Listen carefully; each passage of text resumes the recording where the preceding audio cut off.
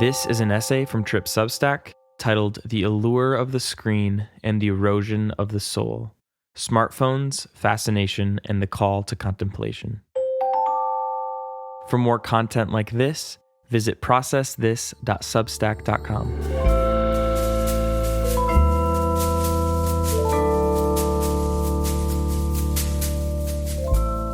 The invitation of God can come in many voices.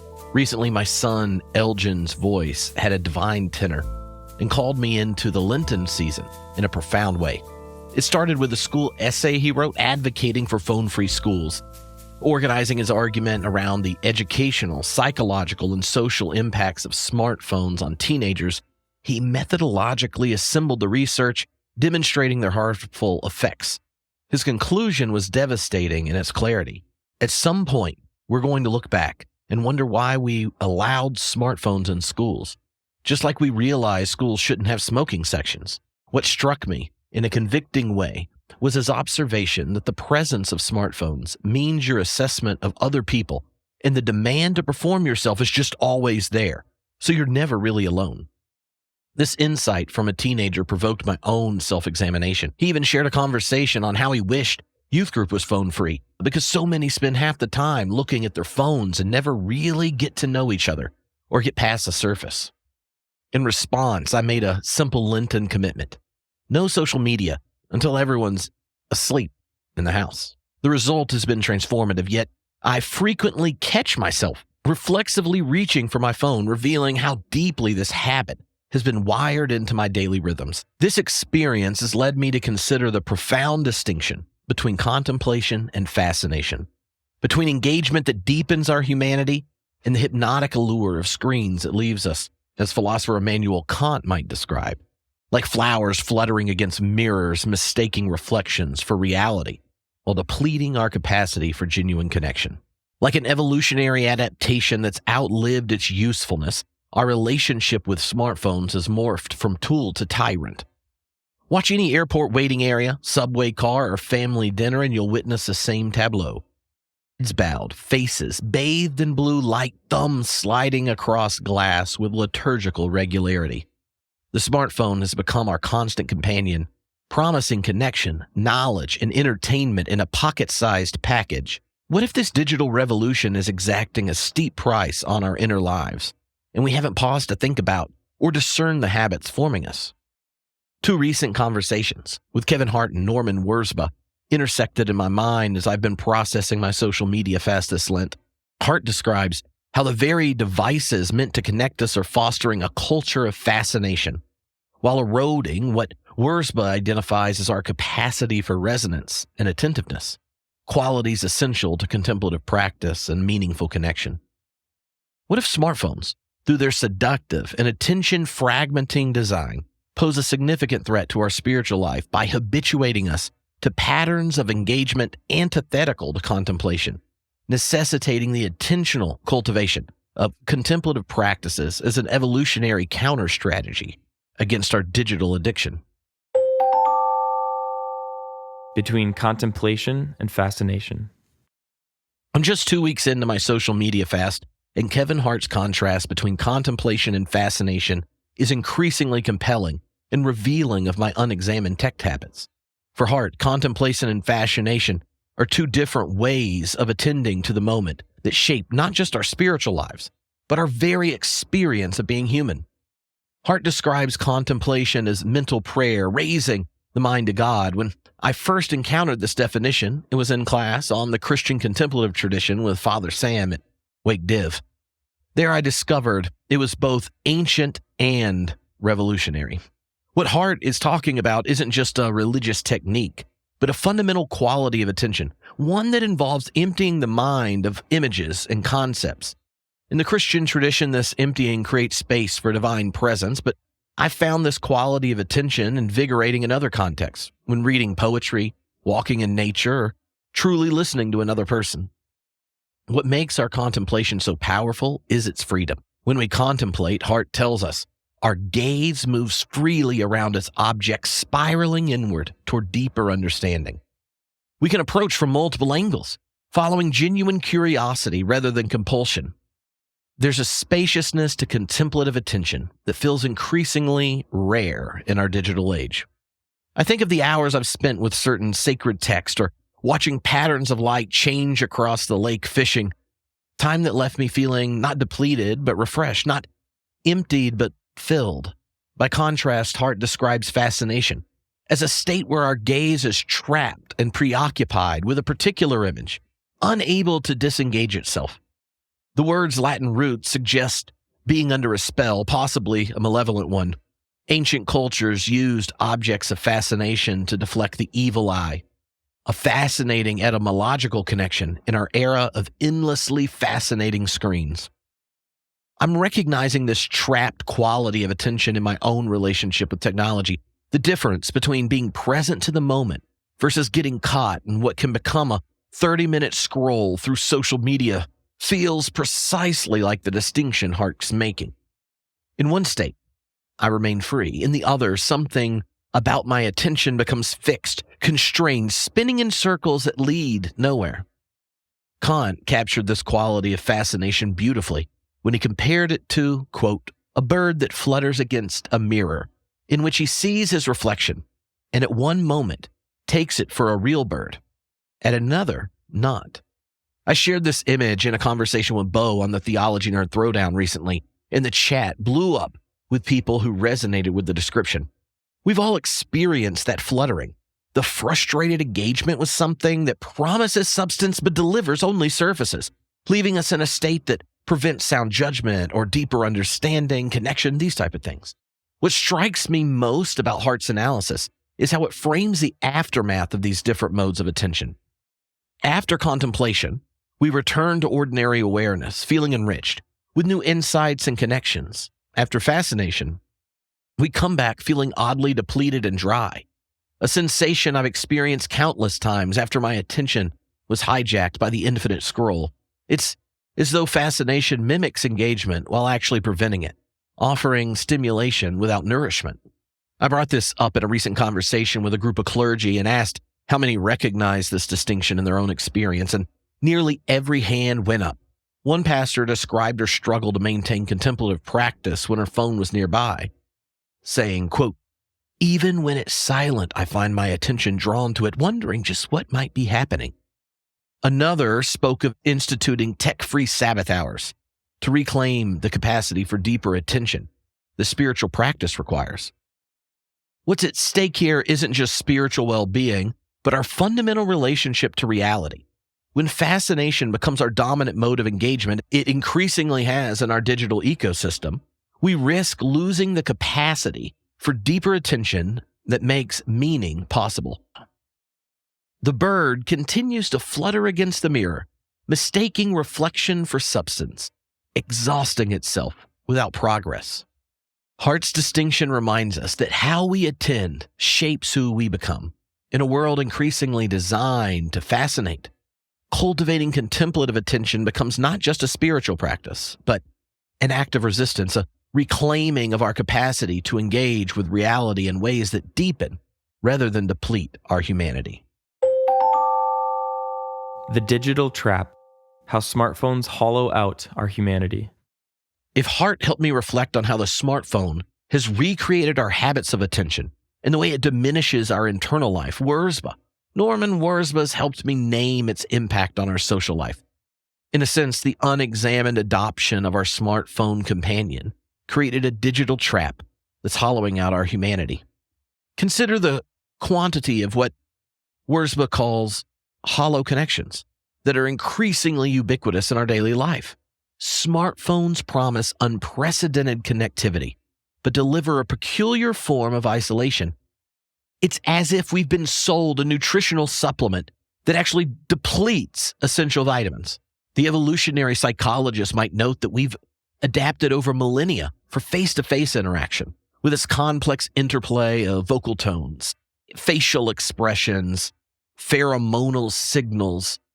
Digital communication strips away these rich channels, leaving us with a kind of connection that fails to satisfy our deepest social needs. One need only think of our lockdown experience and the move to Zoom to capture this hollowing of relationship. Wurzba emphasizes that our fascination with smartphones is deteriorating our connection with the world and increasing our experience of alienation. He pointed towards the sociologist Hartmut Rosa's concept of the dissipation of resonance, in which our modern form of life comes to mute more and more of the world around us. What's happening here is fascinating. Genuine resonant experiences, those that transform us physiologically, emotionally, and cognitively, are being replaced by simulations that stimulate but do not satisfy. It's like we're constantly snacking on empty calories that never provide that nourishment. As Wurzba points out, the acceleration of life exacerbated by the presence of smartphones is particularly insidious. Our digital devices compress the temporal space necessary for contemplation and presence. Every moment becomes vulnerable to colonization by notifications, emails, and updates. This acceleration erodes practices like Sabbath that require precisely what our devices discourage: stillness and presence. The evolutionary irony is that we've created tools that optimize for immediate response, essentially hijacking our attention systems that evolved in environments where quick reactions to novel stimuli conveyed survival advantages. Like an evolutionary adaptation that's outlived its usefulness, our relationship with smartphones has morphed, right? From tool to tyrant. Just think how our smartphones have facilitated a frictionless world of curated engagement. We can unfriend, unfollow, and filter out anything that challenges us, creating personalized echo chambers. Through algorithmic surveillance and attention harvesting, this turn toward a frictionless space of fascination is the primary mission of our digital companion. Yet the friction of real relationships, working through misunderstandings, reconciling differences, is precisely what builds the resilience and depth that give life meaning. We're using 21st century technology to avoid the very developmental challenges that made human societies possible. This isn't just true at a societal level. As I've observed this, the quality of conversations with family and friends are significantly deeper when I can't escape the friction of life for seamless scrolling. With just a bit of detox from the screen's constant fascination, I realize the kind of relational numbness and obliviousness it generates. Our devices induce a kind of perceptual tunnel vision, reducing our awareness of physical surroundings and the humans actually present with us. It's as if we voluntarily accepted a form of selective sensory deprivation. Smartphones don't merely distract us, but fundamentally reshape our capacity for attention, presence, and connection. The evolutionary mismatch is stark. Devices designed to optimize engagement undermine the very forms of engagement that fulfill our deepest human needs. Like the experimenter who can explain precisely how the rat gets trapped, Wurzba helped me see the bars of our digital cage, the first step of finding a way out. If our device-formed life is depriving us of connection to the people who matter most, alienating us from more and more of our neighbors and numbing us to the web of relations we live and move in, we need to be intentional and discerning about its consequences. Cultivating connection beyond fascination. If smartphones and digital media have created a hostile environment for contemplative practice, how might we respond? Just as we'd adapt to any evolutionary challenge, we need strategies for cultivating contemplation in a world designed for fascination. In my conversation with Hart, he suggested beginning the practice of Lectio Divina, an ancient form of contemplative reading, which counters our culture's emphasis on linear, suspicious reading, scanning for information or hunting for flaws, with a circular, spiraling mode of understanding. Rather than consuming text as quickly as possible, Lectio Divina invites us to read slowly, repeatedly, allowing the words to resonate beyond their immediate meaning. This practice need not be confined to religious text. Poetry, philosophy, and even carefully chosen fiction can serve as material for contemplative reading. The key is developing a mode of engagement that resists the accelerated, superficial patterns encouraged by digital media. From Wurzba's perspective, cultivating prayerful being involves intentionally slowing down, making time for presence, and resisting life's technological acceleration. This might involve creating smart-free zones or times, engaging in regular practices of attentiveness to ourselves and others, and reclaiming the Sabbath as a time set apart from productivity and connectivity. These practices serve as forms of resistance against the relentless enchantment of technology and pathways to rediscover deeper meaning and connection. Both approaches share a recognition that contemplative practice requires intention and structure. Just as our digital habits didn't form by accident, but through carefully designed technologies and repeated exposure, so too our contemplative habits be intentionally cultivated. This isn't about rejecting technology wholesale, an unrealistic proposition in our interconnected world, but developing a more intentional relationship with our devices that preserves space for deeper engagement. A confession. I had no idea talking with Elgin about his paper or phone-free schools would instigate this Lenten exploration. When I scheduled the conversations with Kevin Hart and Norman Wirtz, I didn't anticipate the synergy between them or conceptual clarity they would help provide. Even more surprising is the experience of the social media fast itself. I'm more present, less anxious and irritable, and consistently discover all the moments of connection I was missing in the stupor of digital fascination. The smartphone, with its unprecedented power to connect and inform, represents one of humanity's most remarkable technological achievements. Yet, like many evolutionary adaptations, what serves one function may undermine another. Through their facilitation of fascination and the dissipation of resonance, smartphones pose a significant threat to contemplative life by hindering the deep attention and receptivity required for both contemplation and connection. The solution isn't nostalgic technophobia, but the intentional cultivation of contemplative practices as a necessary counterbalance to our digital habituation. By creating structures and habits that preserve space for contemplation, we resist the totalizing influence of digital fascination and foster a richer spiritual existence. In evolutionary terms, this represents a form of niche construction, actively modifying our environment to support our flourishing, rather than simply submitting to its defaults. As our collective consciousness becomes increasingly colonized by our digital stimulation, reclaiming inner space and time for genuine encounter with ourselves, others, and the divine becomes not merely a spiritual luxury, but an essential act of human freedom.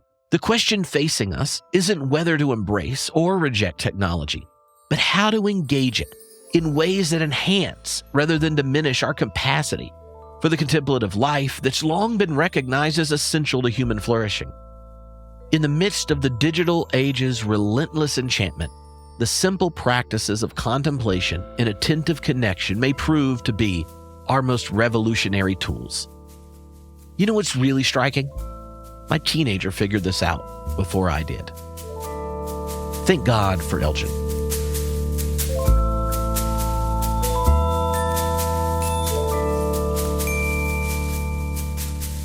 If you'd like to hear more content like this, you can join the Substack at processthis.substack.com. There you can join over 80,000 people on the Process This newsletter. Supporting members get access to ad-free versions of the podcast and invites to live streams and Q&As. Thanks for listening.